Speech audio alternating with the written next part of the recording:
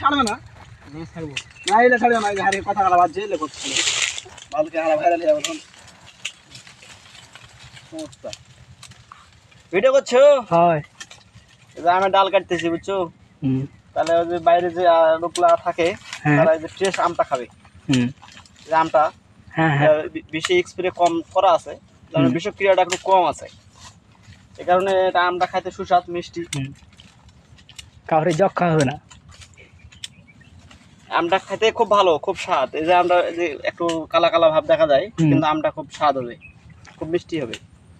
কিন্তু আসলে তোমার অনেকে বোঝে না যে অনেকে আম খায় যে ফরমালিন যুক্ত আম খায়। আমরা তো ফরমালিন তো দেই না, আমরা সরাসরি বাগান থেকে আম বিক্রি করি, বুঝছেন? আর যে লিবে, যারা নিতে ইচ্ছুক, নিতে চায় যে সরাসরি বাগান থেকে আমটা নেবো, তাহলে আমাদের মতো গিরাজ থেকে নিতে পারবা নাকি?